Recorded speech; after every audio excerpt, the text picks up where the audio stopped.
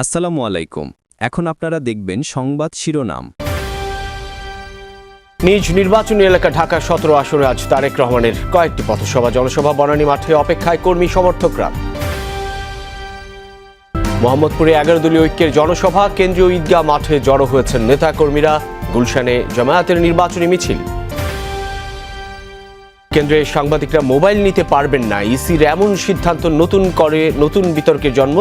গুজব ছড়ানোর সংখ্যা বিশ্লেষকের। ইলেকশন কমিশন যদি এই ধরনের সীমিত করে দেয় ব্যবহারকে অনেক বেশি, তাহলে এটা খুব একটা ইলেকশনের জন্য ভালো মেসেজ দিবে না, বরং এতে আর গুজব ছড়াবে। এবারে সংসদে নতুন মুখের ছড়াছড়ি, এমপি দৌড়ে বেশিরভাগ প্রার্থী নবাগত, ইতিবাচক বলছেন বিশ্লেষকরা। নতুনরা যখন পার্লামেন্টে আসবে, সংসদে আসবে, তারা তাদের যে নতুন ধ্যান ধারণা সেটাকে তারা সাকসেসফুলি করতে সমর্থ হবে। নতুন মুখরা যদি তাদের এক্সপার্টাইজ, তাদের আন্ডারস্ট্যান্ডিং হচ্ছে গিয়ে ডেভেলপ না করেন, তাহলে সংসদটা আসলে সংসদের জায়গায় থাকবে।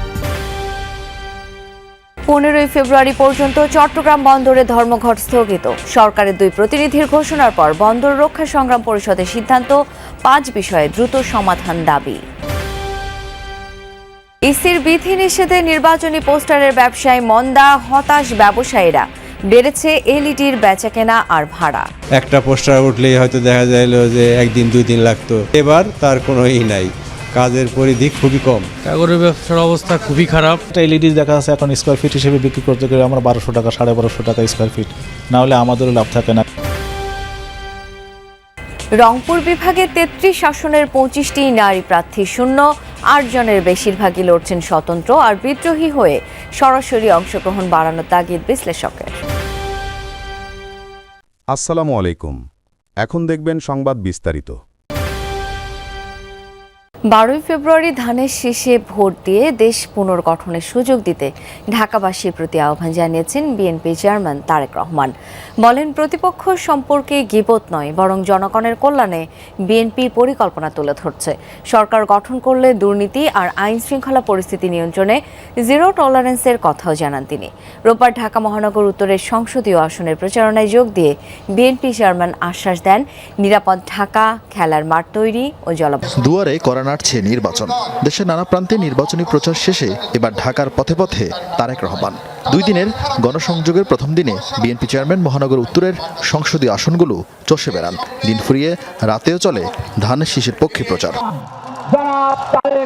তারেক রহমান সব সমাবেশেই বারবার গুরুত্ব দেন ঢাকা নিরাপত্তা, নারীদের জন্য কাঙ্ক্ষিত পরিবেশ আর সন্ত্রাস, চাঁদাবাজের মতো সামাজিক অপরাধ দমনের বিষয়। দলীয় প্রতিকার প্রার্থী পরিচিতি অনুষ্ঠানে বললেন, নির্বাচিত হলে 13 ফেব্রুয়ারি থেকেই নগরবাসীর দায়িত্ব নেবে তার দল। এই নির্বাচনে আমরা সঠিক ব্যক্তিকে ইনশাআল্লাহ নির্বাচিত করব, যাকে নির্বাচিত করার মাধ্যমে এই এলাকার যে চাঁদাবাজির সমস্যা আছে সেটিকে যাতে আমরা ঠিক করতে পারি। যেই অধিকার আগামী 12 তারিখে আমরা প্রয়োগ করতে যাচ্ছি, এই অধিকার প্রয়োগ করার মাধ্যমে আমাদেরকে গণতন্ত্রের ভিতকে শক্তিশালী করতে হবে। কারণ দেশে যদি গণতন্ত্র থাকে, তার মানেই জনগণের প্রতিনিধি থাকবে।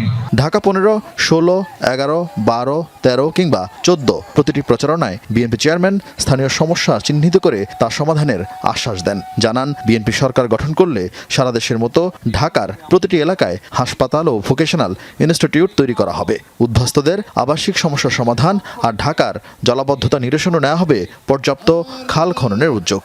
দেশনেত্রী বেগম খালেদা জিয়াকে বিভিন্ন রকম প্রস্তাব দেওয়া হয়েছিল যে উনি যাতে বিদেশে চলে যান, কিন্তু দেশনেত্রী খালেদা জিয়া জেল জুলুম স্বীকার করে মৃত্যু অবধারিত জেনেও উনি এই দেশের মানুষকে অর্থাৎ আপনাদেরকে ফেলে উনি যাননি। জীবনের শেষ দিন পর্যন্ত উনি আপনাদের সাথে ছিলেন। দুর্নীতি এবং আইন শৃঙ্খলা রক্ষা যে কোনো মূল্যে জনগণের জন্য এই দেশের কোনো বাধাই মানুষকে ভোট দেওয়া থেকে বিরত রাখতে পারবে না বলে মন্তব্য করেছেন জামায়াতে ইসলামীর আমির ডাক্তার শফিকুর রহমান। বলেন, জাতি কোনো হুমকি ধামকি পরোয়া করে না। রোববার সন্ধ্যায় রাজধানীর ইব্রাহিমপুরে ঢাকা 15 আসনে জনসংযোগের সময় তিনি বলেন, জাতিকে আর বিভক্ত দেখতে চান না তিনি। জানান, জামায়াত একদলীয় সরকার গঠন করবে না, সুযোগ পেলে সবাইকে নিয়ে ঐক্যবদ্ধ সরকার গঠন করা হবে। ফ্যাসিবাদী কায়দায় আর দেশ পরিচালনা দেখতে চান না। উল্লেখ করে তিনি সংস্কারের পক্ষে গণভোটে হ্যাঁ ভোট দিতে আহ্বান জানান। এদিকে আজ সকালে মোহাম্মদপুরের কেন্দ্রীয় ঈদগাহ মাঠে 11 দলের নির্বাচনী জনসভা হওয়ার কথা রয়েছে। এই জনসভায় যোগ দেবেন জামায়াত আমির ডাক্তার শফিকুর রহমান এবং এনসিপির আহ্বায়ক। আমরা বিশ্বাস করি এই বীর জাতি আগামীতে কোনো বাধা মানবে না, কারণ গুলি মোকাবেলা করাই তো জাতি এই 12 তারিখের দিকে আসছে। কাজেই কোনো বাধা ইনশাল্লাহ মানুষের ভোট দান থেকে বিরত রাখতে পারবে না। এই জাতি কোনো হুমকি নামকে পরোয়া করে না। আমরা সব মোকাবেলা করেই সামনে এগিয়ে যাব ইনশাল্লাহ।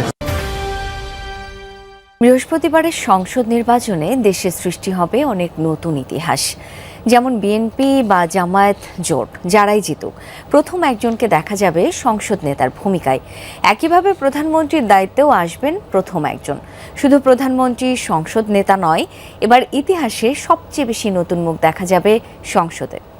বিশ্লেষণে দেখা যাচ্ছে বিএনপি প্রার্থীদের ৭১ ভাগ এবং জামায়াতের ৯৭ ভাগই আগে সংসদে যাননি, আর এনসিপি ৩০ জন প্রার্থী হিসেবেই প্রথমবার নেমেছেন মাঠে। বিষয়টিকে ইতিবাচক হিসেবেই দেখছেন বিশ্লেষকরা। নির্বাচনে অংশ নেয়ারই অভিজ্ঞতা হয়নি, এবারের সংসদে যারা যাবেন তাদের অধিকাংশই নতুন মুখ। আমাদের যে পুরনো লোকজন যারা আছে তাদের যে ধ্যান ধারণা, তাদের যে আইডিয়া, তাদের সঙ্গে নতুন ধ্যান ধারণার বড় পার্থক্য আছে। সো আমার কাছে মনে হয় যে নতুনরা যখন পার্লামেন্টে আসবে, সংসদে আসবে, তাদের যে নতুন ধ্যান ধারণা, নতুন আইডিয়া, নতুন বাস্তবতা, পরিবর্তনের যে হাওয়া, সেটাকে তারা সাকসেসফুলি করতে সমর্থ হবে।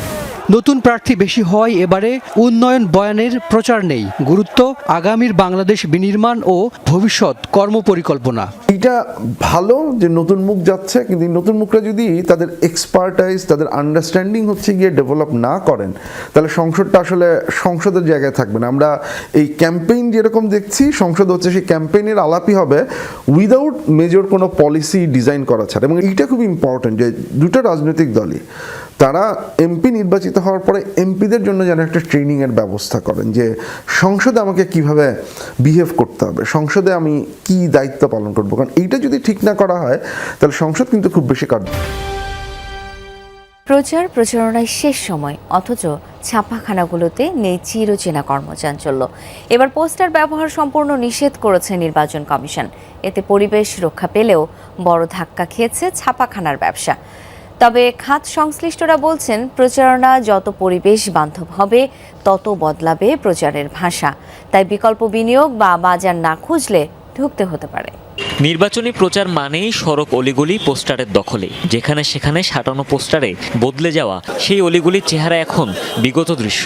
এবারের পরিস্থিতি সম্পূর্ণ। এবারই প্রথম পরিবেশ আর দৃশ্য দূষণের কথা মাথায় রেখে সব রকম পোস্টার ব্যবহারে বিধিনিষেধ আছে নির্বাচন কমিশনের তরফে। ফলে বদলেছে প্রচারের ভাষা। ছাপাখানাগুলোতেও নেই নির্বাচনী মৌসুমের সেই চিরচেনা ব্যস্ততা। প্রকাশনা ও মুদ্রণ সমিতির হিসাবে 2018 সালের ভোটে 40 কোটির মতো পোস্টার ছাপিয়ে প্রার্থীরা। আরামবাগ, ফকিরাপুল, নীলক্ষেতে 4000-এর মতো প্রিন্টিং প্রেস, যেগুলোতে অনেক মেশিনই এবারের ভোটে অলস সময় কাটাচ্ছে। লাখ লাখ পোস্টার ছাপা হয়তো, একটা পোস্টার উঠলেই হয়তো দেখা যাইলো যে একদিন 2 দিন লাগতো, সাথে স্টিকার হইতো, ব্যাজ হইতো, অনেক কাজ হয়। কিন্তু এবার তার কোনো নাই, কাজের পরিধি খুবই কম। 10 লাখ টাকার কাজগুলো আমি 2 লাখ টাকা দিতে পারবো, কারণ 10 লাখ টাকার আমার কাজে আমি 2 লাখ টাকার কাজ করতে পারতেছি না। প্রচারের কথা মাথায় রেখে আগাম কাগজ কিনে রেখেছিলেন অনেক ব্যবসায়ীও। কাগজের ব্যবসার অবস্থা খুবই খারাপ। ছাপাখানায় ছাপা হবে, আমাদের কাছে পেপার নিবে, লেবারে কাজ করবে।